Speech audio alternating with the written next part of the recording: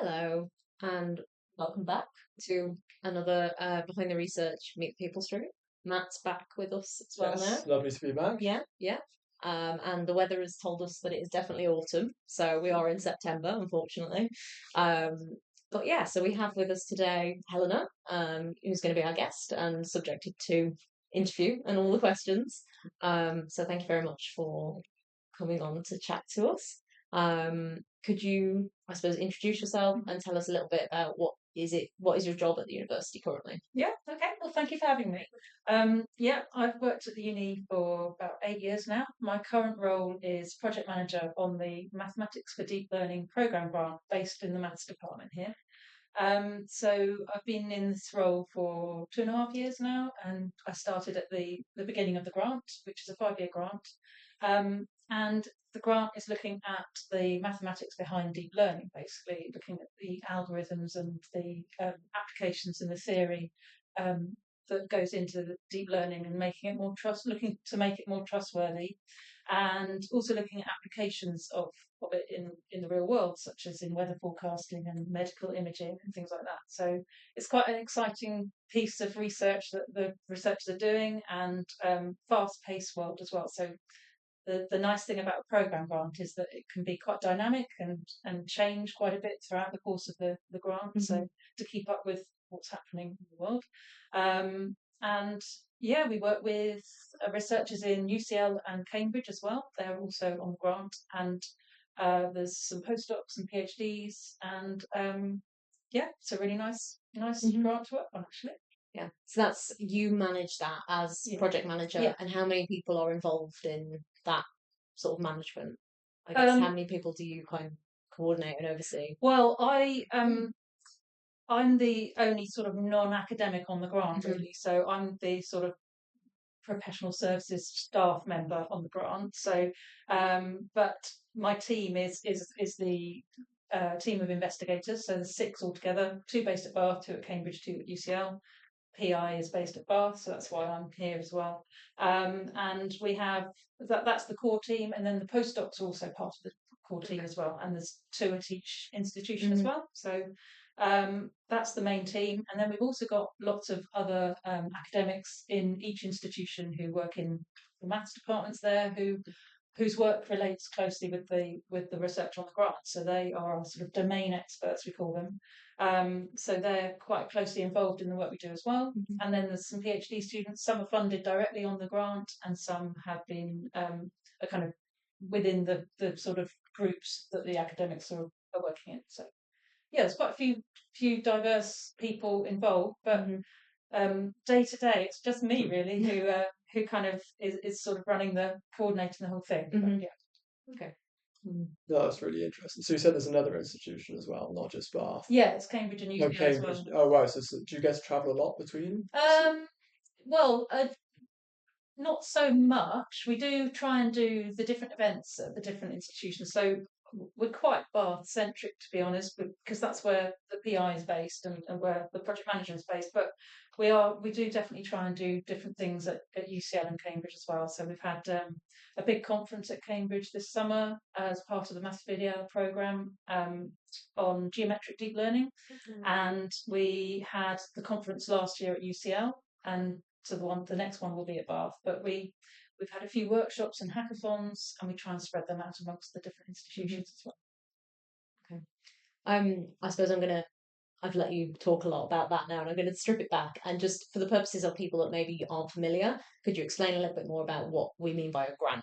Yeah. So, okay. How that came about, and I guess what that is day to day. Okay. So, yeah, it was all quite new to me as well, actually, when I started working in the maths department. So before that, I worked in the sort of undergraduate side of the university as a department coordinator in natural sciences.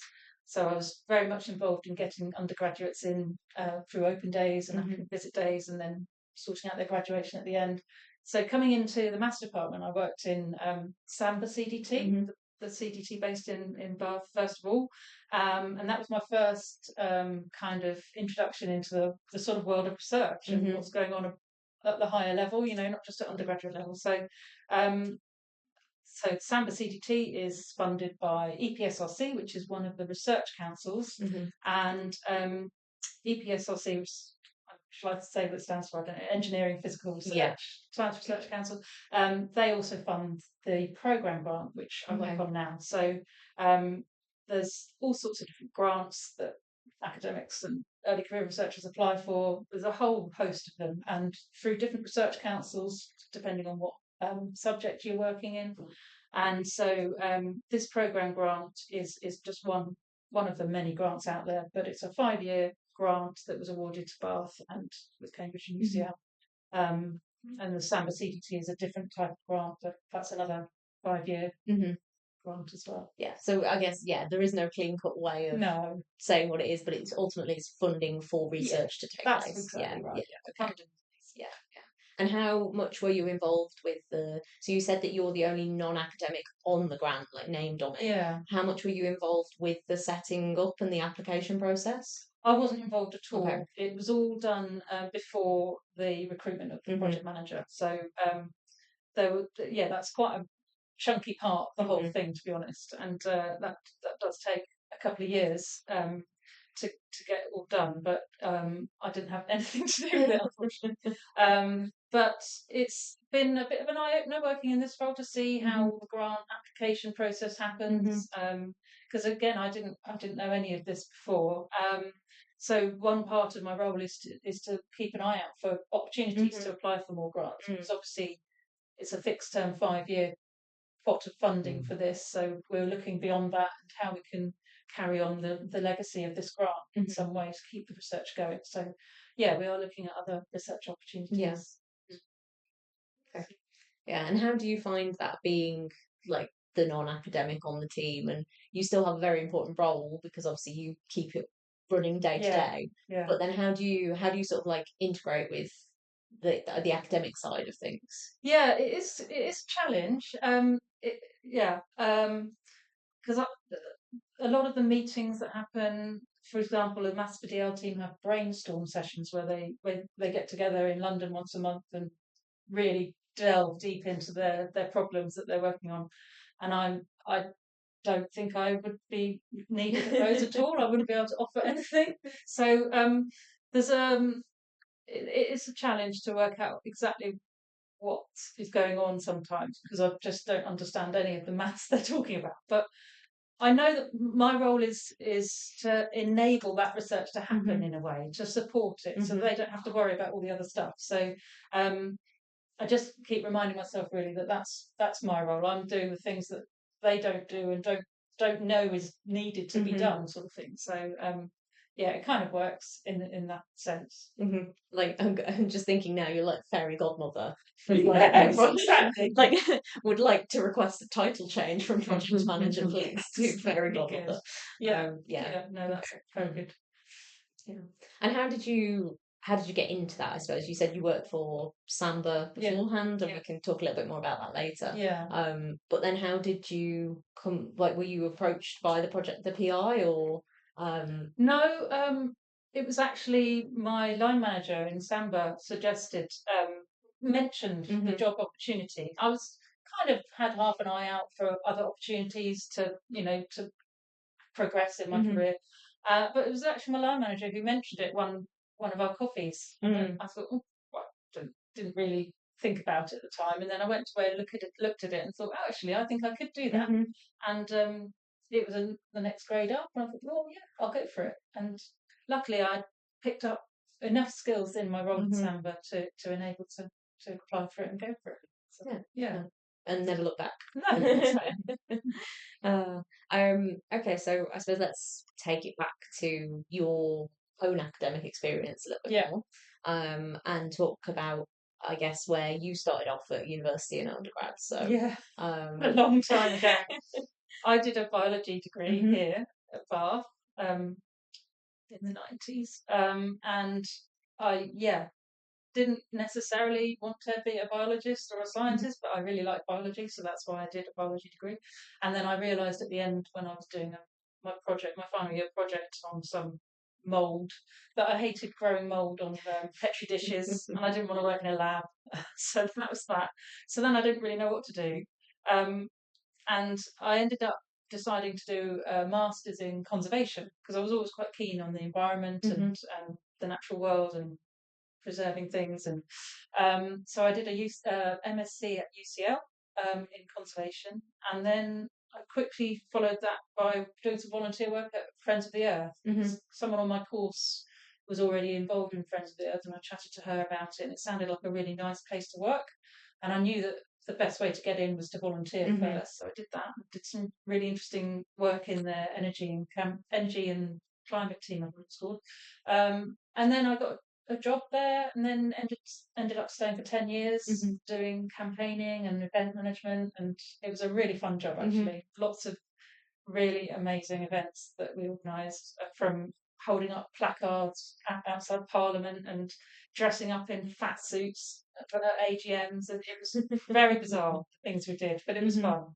Yeah, and then I left to have a family, and then moved to Bath, and then moved back to Bath. yeah. Didn't necessarily always intend to, but it just happened that way.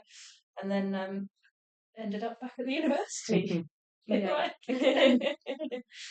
So what was it again? You said that you just did biology because you enjoyed it. But what was it that made you think like I want to go to university? Because I guess it wasn't as commonplace, sort of even like the 90s wasn't that long ago. But it wasn't as commonplace. So what was it that made you want to go to uni to do something? Do you know what? It wasn't even a question that we wouldn't. Okay. Yeah, I mean, I was the last of 5, and we all went to uni, and all my friends were going to uni. It was just mostly what everyone was doing. Okay. So yeah, actually at that time, and obviously we didn't have tuition fees. Yeah.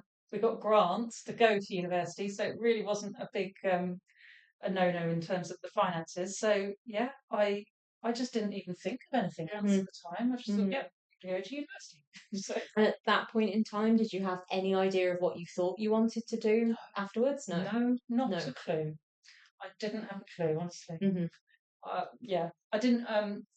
In retrospect, I wish I had done the 4-year applied biology degree, which had a year in industry, because a lot of my friends on the course did that, and I think that would have been really useful for me actually. So I would recommend anyone going into an undergraduate degree to do a placement year.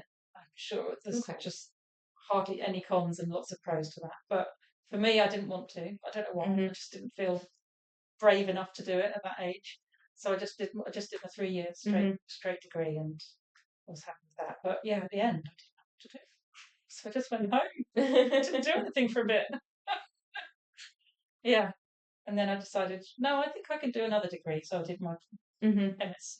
Yeah. But after that, there was no way I was going to do any more studying or academic stuff. I definitely knew at that point I didn't want to do a PhD.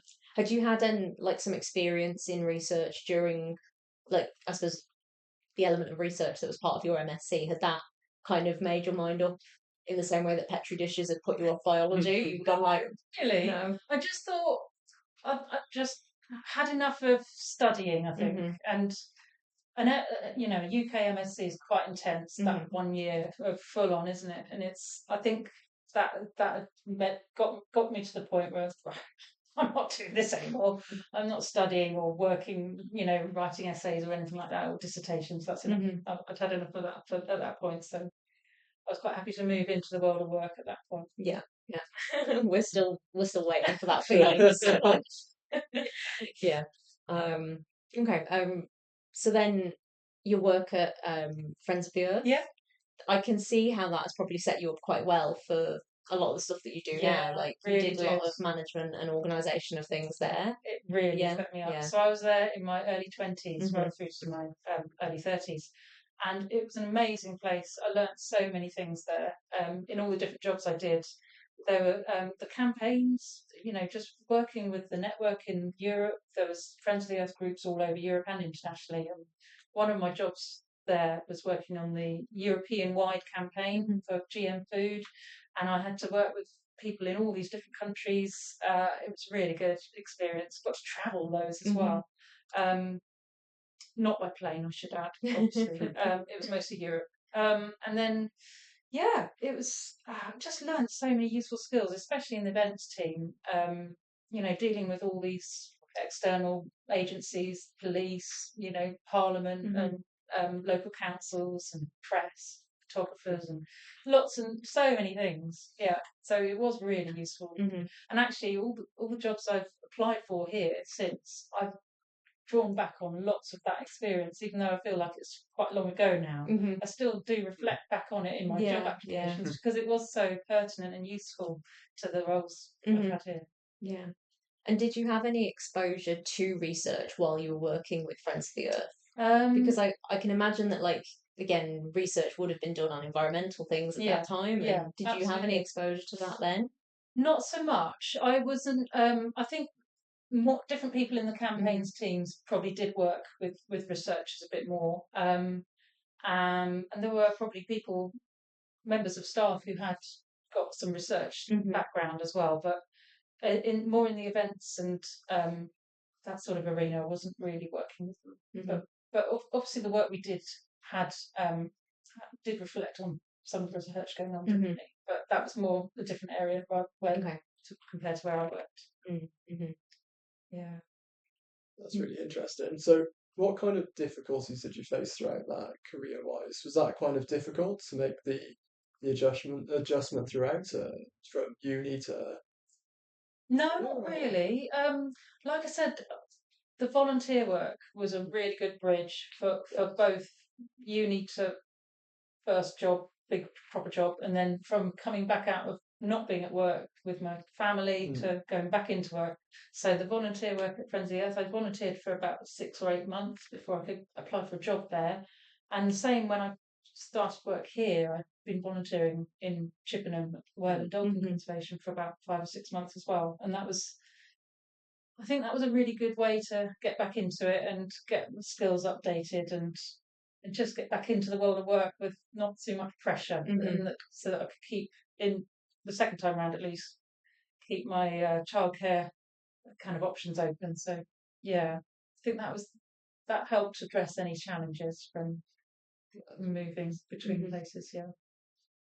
I'm interested to ask, obviously, volunteering is a non-paid position. And for a lot of people, I suppose, considering a career in academia or doing a PhD, like financial worries are part of sort of the concern there. Mm. So would you have any advice from somebody who has done some volunteer work for extended periods of time?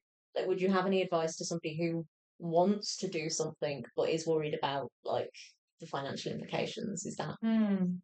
Yeah, it's tough, isn't it? But I think the benefits of getting that experience is often that it pays off later on, Mhm. really. So I think if you can bite the bullet and do that, I think it is worth doing, definitely. Mhm. But yeah, it's not easy. I was in a different position second time round because I already had a family and a husband who was earning. But the first time round, I can't remember how, how I did it. I think I was actually signing on and I could get a bit of Mhm. funding that way. But yeah, the first time round in London as well, I was. I can't actually remember how. I Yeah. think I was kipping on some floors somewhere. And yeah, it wasn't easy, but It's a very got there in brave the end. thing to do. Like the Yeah, fact that you decided that's what you wanted to do and you were willing to go yeah, through the volunteering yeah. process. I think I had some places to live that didn't require too much rent, but I also definitely had some help from the government in terms of Hmm. income support or whatever Hmm. I could sign on for at that point. Yeah, but luckily it didn't have to last too long and I could start earning. But Yeah. yeah, that was quite Hmm. tough, but Hmm. it And that was was worth it. full-time volunteering. Yeah, I think it more or less was. Hmm. I actually I did half a week at Friends of the Earth and another half a week at another place, World Society for Protection of Animals, I think it was called in those days. Hmm. So yeah, I split my time, but um, I got expenses for lunch and travel, Hmm. and so yeah, it was it was worth it. Yeah, not for long term, but Hmm. a few months definitely. Yeah, Yeah. and it provided me with enough skills and relevant experience to then apply for jobs there. So Hmm. yeah. Yeah. And slightly silly question. Do you have a favourite animal? Well, I do, but it changes between two Okay. quite a lot. So can I have two? Okay. Go on then. So it's dolphins and Hmm. fox. Okay. Yeah. Any particular reason why? Is that born out Um, of the conservation work that you've done, or? well, foxes, I just think are lovely, and I just it's so sad that they've faced so many years of hunting. So I saw a documentary by David Attenborough on foxes once, and I just thought, oh, they struggle to find Hmm. food all the time, and I just thought that's so sad. They're just so beautiful. Hmm. I love foxes. Um, and dolphins are just dolphins. You don't need to say any more about that. They're amazing. Yeah. Okay. Um, yeah, so that was your work. What then, I guess what made you leave that role? Is that you were starting a family? Is that what pushed you Yeah, to leave, so or? that's exactly right. Yeah. I um I was in my event officer role, I think, at the time, and I left Hmm. London to move this way and I left to have my baby. I went on Hmm. maternity leave Hmm. and didn't go back. Mm. So yeah, just stayed home Hmm. with baby for a bit and was living in Bath by then. So. Okay, okay. So then what was it that made you want to then, I suppose, come back to the uni? Like you say, you ended up back where you were studying all those years ago. Yeah, I think it was either accidental or through circumstance. I so I mean at Friends of the Earth, I thought, oh, this is great. This is the career for me. I want to stay in this field. Is what I care about, and they're doing great work. But actually, by the 10 years that I'd been there after that, I was kind of ready to leave. Hmm. I don't know, there were lots of reasons, but I was quite glad I could leave with the baby and just Hmm. start do something different for a bit. And then it wasn't an option to go back to them because I would have had to travel to London, and it in pre-COVID Hmm. it was harder to Yeah. work from home and things like that. So I knew that Friends of the Earth wasn't probably much of an option, although my husband still does work Hmm. from the Cardiff office, although he works from home. So there was a slight maybe possibility of working there, but it's a very, very small team, so Hmm. it wasn't highly likely that I could get a job there. And then when I started looking, which was quite a few years later actually, um, I just happened to look at jobs in Bath, and the Hmm. university had loads of Hmm. jobs, lots of part-time jobs that had flexible hours, and I thought, oh, that, yeah, I know that university. I could Hmm. maybe apply for a job there that I could get back to Bathford and pick up my kids from school, and make it Hmm. work around childcare. So. Mm. And did it surprise you at the time, like when you were looking, that I guess as an undergrad, like, or even before then, I kind of, you see your lecturers and you see undergrads, and it's not immediately obvious that there's lots of other people and lots of other things going on at No, university. it's not. So I Yeah. guess at the point in time that you found the job and you were looking, like, did it surprise you, or did you know that those sort of roles existed? Was that exactly what you were looking for, or? Well, the first job I went for Hmm. here was in what it was called in those days AHS, which Hmm. is Campus Services. Hmm. So it was definitely nothing to do with anything I've done before, and it wasn't a career move. It Hmm. was just a get back into the Yeah. job market and work a job where I can get those hours that really suit me at this point Hmm. in my time in my life. So, um, but since being back at the university and moving through various roles, it has been a bit of an eye opener to see all the various jobs that exist in an academic institution, higher education, and definitely in terms of behind the research. So all the jobs involved in supporting research and in supporting undergraduate work and all that. So yeah, there's really a lot of jobs that Hmm. I didn't know existed that Hmm. and that I didn't know supported research in Yeah. even in just a small way, Yeah. part of their job. But yeah, there's Hmm. lots. So yeah, that was a bit of an eye opener. Mm. Hmm. No, I think that's really interesting because, like, when you're an undergrad, you might be, Mm. you don't really think about No. it behind the scenes. It's very much you've got your your personal tutor, maybe a couple of lecturers, Yeah. and that's it. But when you go into it, so even now, when I first started the PhD, it's like, oh wow, there's actually so many people organised. It's huge. Yeah. It's a huge Yeah. operation. Don't realise, Yeah. do you? It's really Yeah. interesting. Even just like the Samba team, like again, Yeah. I remember when I was applying and it's like I got emails from you Yeah. being like, oh, here's the things you need to know, Yeah. and here's that sort. So I'm like, okay, well, there's Helena there, and Yeah. so you arrive, and there's more people, and Yeah. yeah, Yeah. um, Yeah. yeah. So you worked with, you said undergraduate sort of supporting roles. Yeah. Yeah. So was that in a specific department or? Yeah, I worked for the Natural Sciences Department, which isn't actually a department because it's a degree program that covers all the different departments in science, faculty of science. So it was a quite a strange role because all the other department coordinators had a department to coordinate, but Okay. I didn't really have a department. But I had all the different departments were involved in the natural sciences program and running it. So I did work with people from all the different departments, and yeah, that was a really fun job. I really loved working with the students. The highlight was getting to recruit the team of students to help with all the open days and Nice. things like Yeah. that. Yeah. And yeah, I really enjoyed that side of it actually. Yeah, and then doing open days and talking to parents and yeah, that was fun. Yeah. Is that something that you miss, or do you still manage to do a little bit of that now?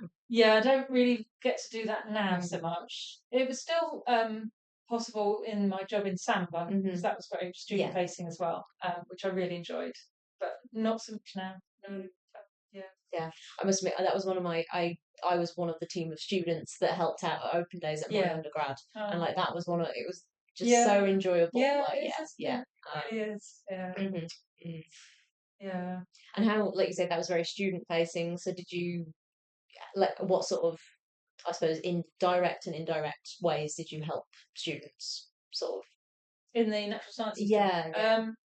So yeah, I wasn't really involved in the sort of program side of things, but there was a whole other team for them. So if they came with any problems about their course, that wasn't really me. It was more about getting them in through recruitment. A lot of it was the recruitment cycle. Planning the applicant visit days, making sure they all went well, getting all the right teams in place to deliver them, and then throughout the year, other things to do with recruitment and I can't remember now what else. But then at the end, the graduation side of things. So organising the graduation stuff was fun as well. Seeing them at the other end of it, and yeah, that was good. I'm guessing that was your favourite part of it. Yeah, it was lovely. Yeah, holding the graduation things and the marquees in the park and things like that. Yeah, especially like the Bath graduations in the Abbey. So yeah, we didn't do it. The Abbey was shut during that no. period when I was working in natural sciences. It was when the Abbey was closed, so we're all in marquees in the park. Okay. But that was still lovely. Yeah, must admit that's how I had my graduation, but because it was like still slightly post COVID, so they just said like, right, we're going to do an outdoor thing with a marquee, which was it was still nice. But we made do. Yeah, and like, what was it going to say? It's completely gone. Whatever I was going to ask is completely gone. It was, I no, I'm sorry. That's okay. We were talking about undergraduates. Oh yeah, it was going to be like, so what? I guess what advice would you have for somebody who is maybe looking at undergraduate, not sure, or like if you were still in that admissions role and you were sort of, I guess, trying to help somebody make a decision or something, like what advice would you have for somebody that is looking at university or maybe not sure what course they want to do or whether it's right for them? Well, definitely go to open days. That's the best thing to do, I think. And talk to the admissions tutors and talk to is it Student Room, the online room? Lots of forums you can look at and ask questions of other students. Try and get as much information as you can from people who are actually on the course. And I think best thing is just to gather as much info as you can before you make a decision, I think. And then the open days are really useful for that, I think. I hope. Yeah. Okay. I think this is probably a good place to have a quick break. So people in chat, don't go anywhere. We will go to a BRB screen and be back in a few minutes. So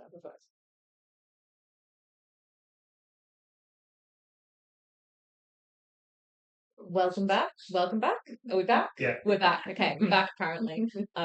So yeah, hopefully you all went and had a stretch of your legs or got a drink or did something that you wanted to do in the 5 minutes. Maybe not go outside. I don't know what the weather's like, whether it's still raining. But yeah. Okay, so we've chatted through up to the point of you working with the natural sciences department and undergraduate sort of admissions and that sort of thing. So then after that, you came and joined Samba. So I guess how was that? Like, what was that decision to move to Samba? How did you find out about it? Um, Yeah, and how did I find out? Um, so my first inkling that Samba existed was actually asking Susie Douglas, who Mhm, is one of the co-directors, to come and give a talk to the natural sciences students mhm. because she had done the natural sciences degree Right. at Bath. And I was setting up this new kind of scheme for the students where we had networking sessions Mhm, because the natural sciences students were all very dispersed mhm. and lots of them were doing different subjects and it wasn't a very good cohort feeling for them. So we tried to set up these sessions where they could come together and hear talks and things. So yeah, I invited Susie along to that Mhm. because someone had told me that she had done that degree. And that's when I first heard about Samba, really. And then a few months later, the job was Mhm. advertised, and I'm always keeping half an eye out on Mhm. things like that. So I saw the job, and I thought, oh, that sounds interesting, actually. Oh, and I know Susie. I've met her before, and I thought, yeah, I think I could do this. And so I applied, and I got the job, and then started work in October 2019 for Okay. Samba.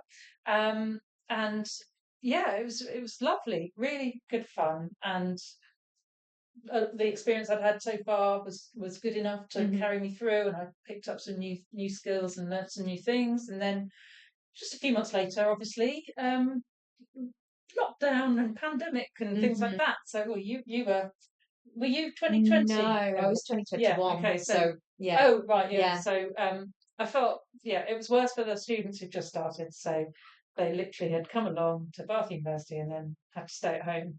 So it was quite an interesting start to the job. Mhm. I don't know, what was it, March? So I've been there 6 months nearly. So got to know everyone and Mhm. at least and got to know how it all worked and then of course just sat at home Mhm. which was a bit weird but it was fine. Mhm. The strangest thing was trying to do the ITT online for the first Okay. time, so that we had postponed it from June. So the ITT, if people don't know, was the flagship event for the Samba Mhm. CTT. So it's the integrated think tank. It's a week-long kind of workshop where a couple of partners, industry partners, come along with some problems, Mhm. and students and staff get to work on them together for the week. And it's quite an integral part of the earlier year cohorts to as part of their training to work on. So the first it was due in June that year, but we Mm. decided to postpone it till September Mhm. just in case things got better quickly. But it became quite apparent that we were going to have to go online. Mhm. So we did, and this was at the time where people didn't really know what Teams was, and everyone had to learn very quickly how to use Teams.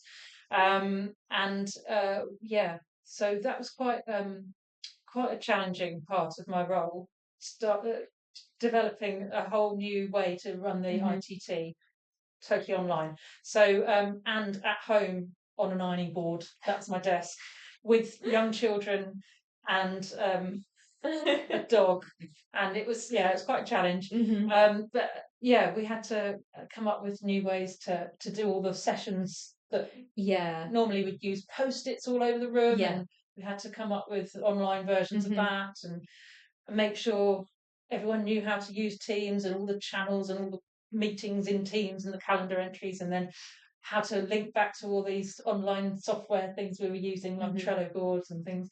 So yeah, that was interesting. And then sitting in my bedroom on my ironing board with really really flaky internet connection. Um, But it worked. It was Yeah, alright. yeah. It wasn't as good as a normal IPG, obviously, but it was fun. I That feel was- like so many people have experiences like that lockdown and like just having to make do because you didn't have any choice. Yeah, exactly. Yeah, Mhm. but we did some fun stuff as well during lockdowns. With the we really wanted to make sure the new students and the current Mhm. students, the cohorts, were still being brought together. So we did some online events. We had online painting where everyone got sent a canvas and some paints, and we had an artist doing a Zoom call where we could all do some art. I mean, that was my sort of one of my first Was work it? events. Yeah, so I don't know whether that was the first year that you'd done it, but I mean, Possibly. again, I think Samba have if kept that going Yeah, and they still yeah. do it now. Oh, okay. Yeah, But yeah, that's so fun. that was great fun. Like Yeah, definitely, that was 'cause, really yeah, good. yeah. And we did a murder mystery. Did you go to that? Yes, I did that one as well. Yeah, Brilliant. I remember being really smug because I was on the winning team, Ah, and so I think we you got given like an hour yeah, to solve the mystery, yeah. and so then there was me and two other girls that were from older cohorts of Samba, Oh, cool. and so we just kind of like talked through it and we sort of cracked it, or we well you had to put in your answer.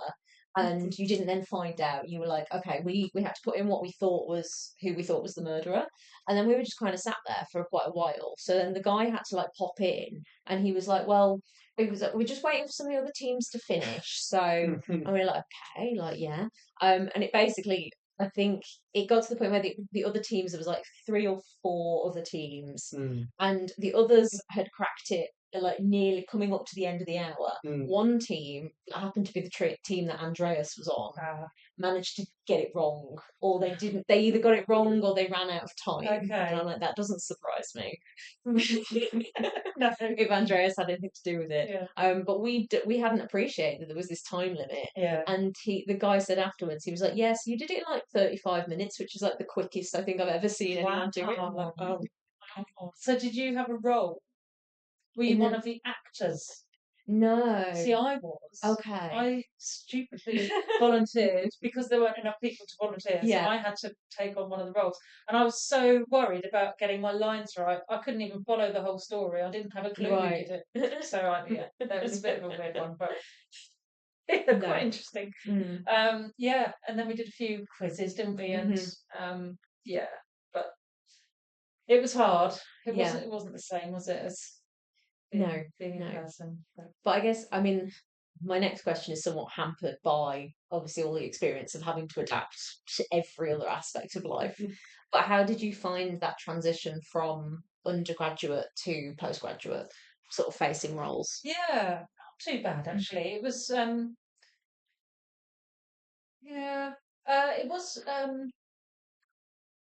it was quite different in terms of knowing who to contact in terms of the whole doctoral journey. So Mm. I got to know people in the doctoral college quite quickly and needed their help with lots of stuff, which I hadn't had any experience of before.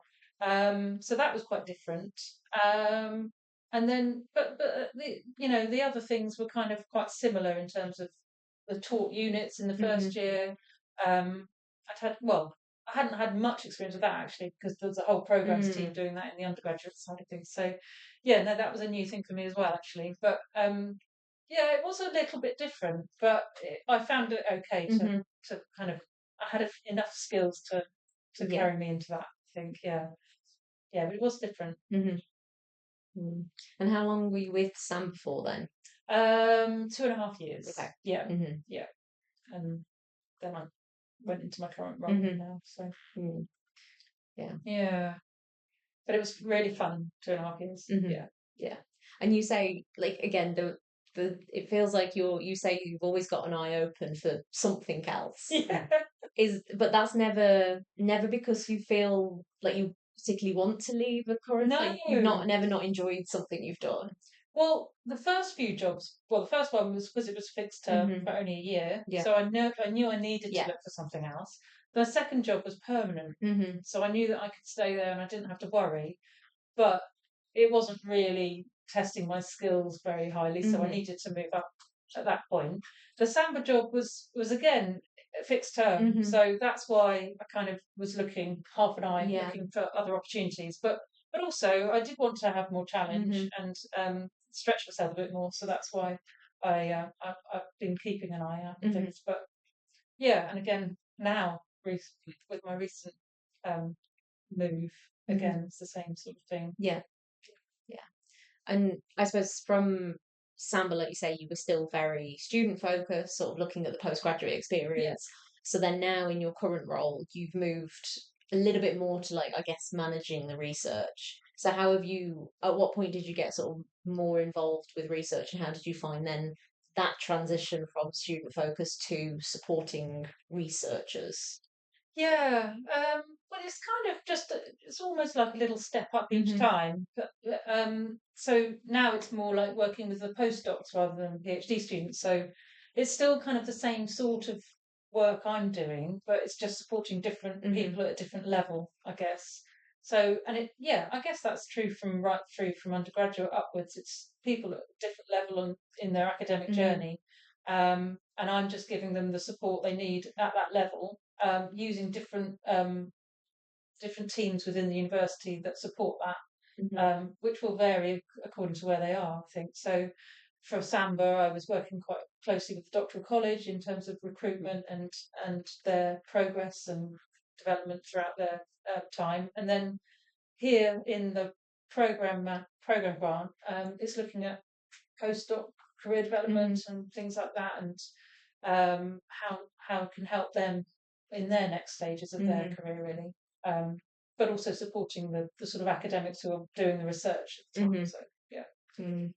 So yeah, lots of you supporting other people. But yeah, is there anyone or anything in place that supports the people that support the researchers? yeah.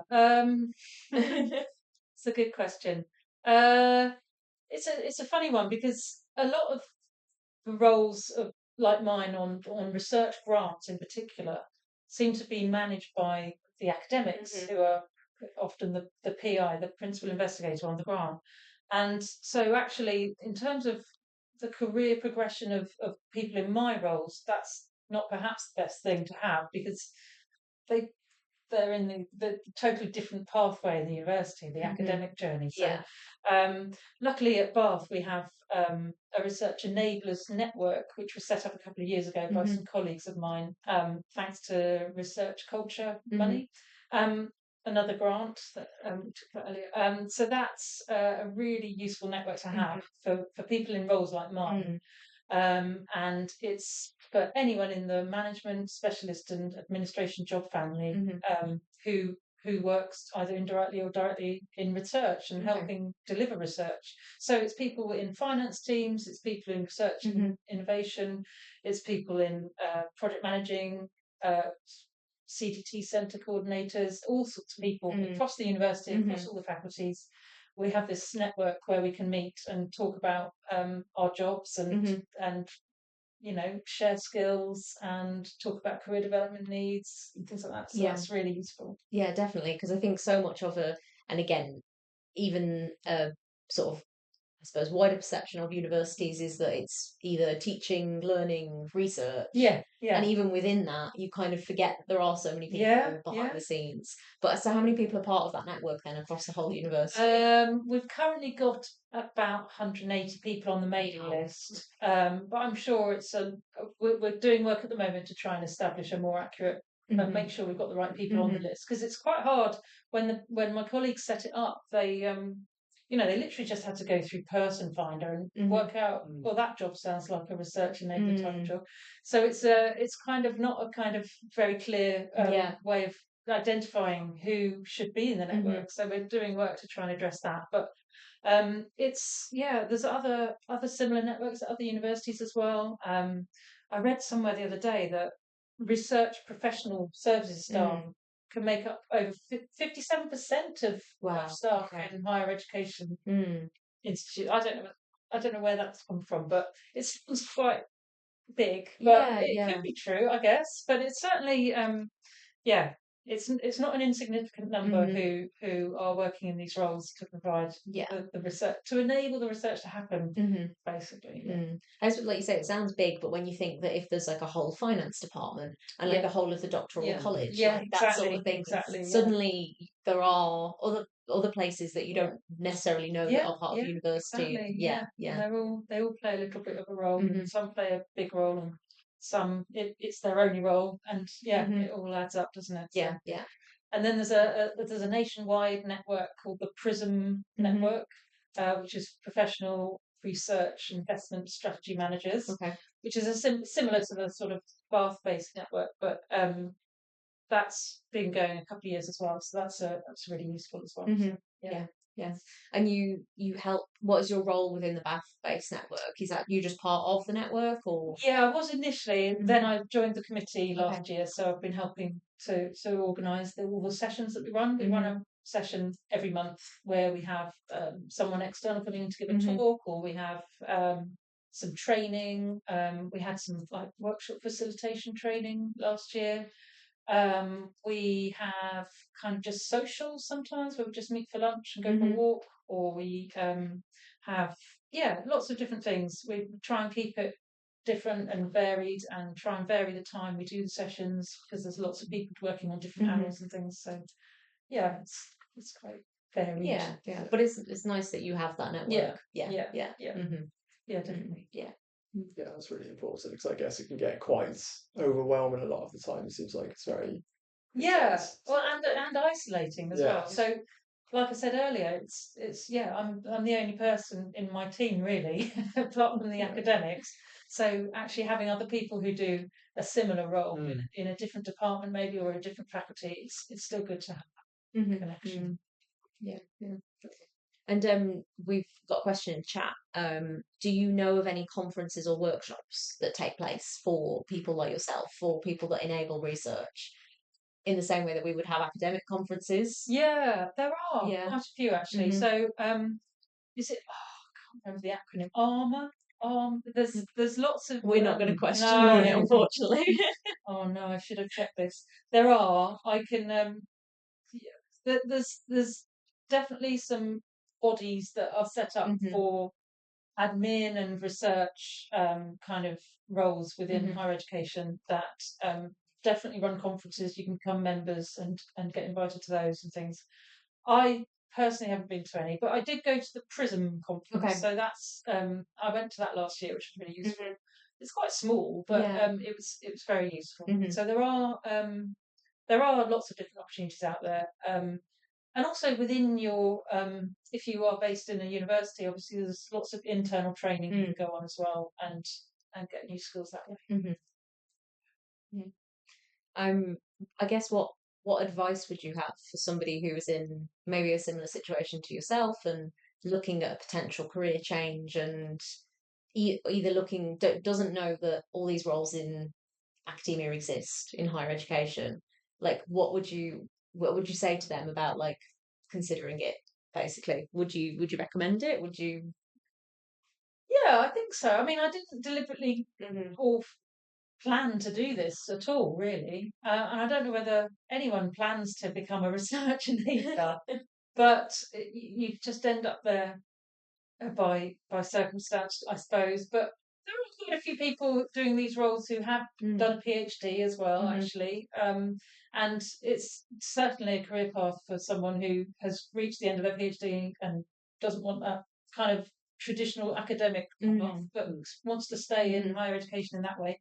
I think there's quite a few people who have that, followed that path. But I think, I would advise to go for it and just get the experience. Mhm. And you, once you're in this sort of field, there's lots of other opportunities, I would Mm. say, to move around, Mhm. especially, well, I have. So Yeah. hopefully it's not And just me. you've been able to do that without having to move your life around as Yes, well, which is exactly. one of the, I suppose, downsides to academia Yeah, yeah, is yeah. the jobs are not necessarily all in the same place. Whereas Yes. at a Yeah, university, like you say, you yeah, can move between yeah, departments and have absolutely. the freedom Yeah, to yeah, to yeah. keep your life in Bath. Yeah, Exactly. yeah, Yeah. It's hmm been really beneficial in that way. yeah. hmm I can't let you go without talking about rounders. Oh, love rounders. Because that's something that you've been quite a big part of while you've been in the maths department. And Oh. like I suppose you set up some rounders tournaments for us, or Um, for university no, wide. well, I didn't set it up. I recruited a maths team. Okay. Yeah. Okay. For the university run tournament that was run by Right. the Okay. sports team bar for Okay. the sports department. Last year I recruited a team from maths to do that, and we won. Yeah, I don't know how, but we did. We managed to win. Yeah, and then Rounders has been part of Samba's kind of induction week, I think, for the last few years. So, yeah, that's been fun. Is that something that you instigated on joining, or? Do you know what? I can't remember. Maybe. But I think Susie might have said, "Oh, one year we used to do rounders," or "I hope we never do rounders." And then I heard the word rounders, and I just thought, "We're going to do rounders." Yeah. And then Kat was really keen. And so it's Is it still a thing? Still a thing. Last year. Yeah. Oh, brilliant! I think great. 2 years. So I think the year that. Last year I might have popped over. Can't remember. Yeah, you might. Yeah, I think you were still around. Obviously, my welcome week. So I remember we did rounders my year. I think the year that Henry joined with cohort 9, that was rained off. Oh, the rained off. Yeah. It's always one. Yeah. It happened last year for the Yes, yeah. So I think it's still in there. Yeah. We might do it again this year. Yeah. Fingers crossed. Yeah. We need to get around the set though. Yeah. You've left a legacy in the maths department. So brilliant. That's good to know. Yeah, which is, I mean, speaking of which, because you are actually leaving the maths department, aren't you? Yeah. Going to a new role. Yeah, going off to the chemistry department. Yeah. So there'll be a rounders team there, I'm sure. So soon enough. We can have maths versus chemistry talk. Exactly. Then Susie will have to decide which side she's on.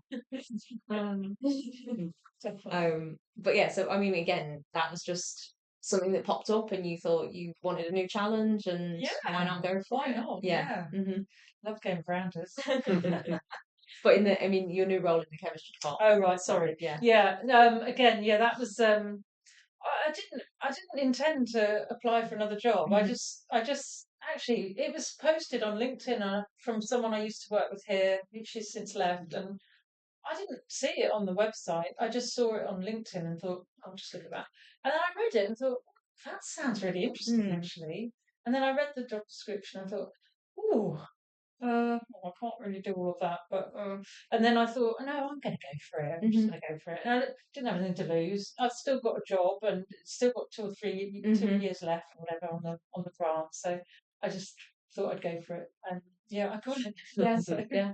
And what is that going to do? So it's centre manager for a new centre of excellence in water-based epidemiology, which is a very interesting field of research that's been happening at Bath for over 10 years already.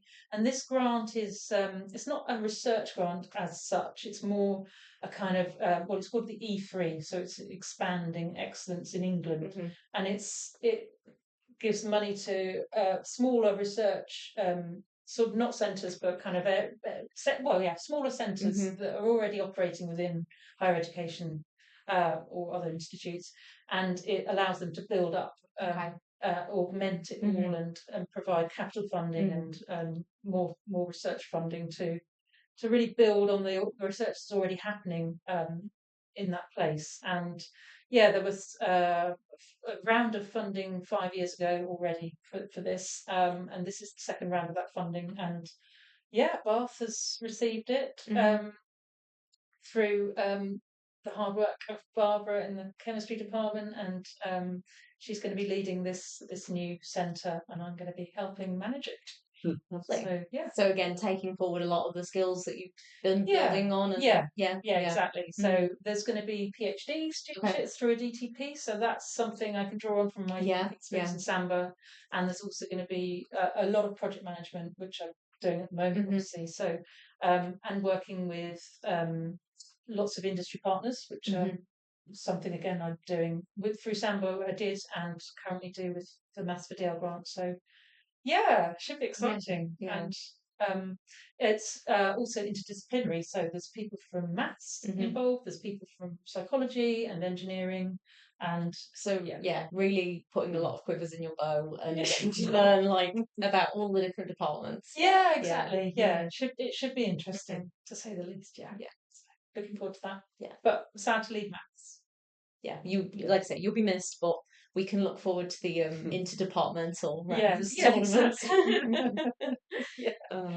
I think unless there's any more questions in chat, that's probably a good place to wrap up. Okay. It's been really lovely chatting to you and learning about all of the support work that goes on behind the scenes. Because so I typed we do love a good pun here at Behind the Research. Okay. And so the title of the stream was "Academics Are a Rare Species. Conservation is a full-time job."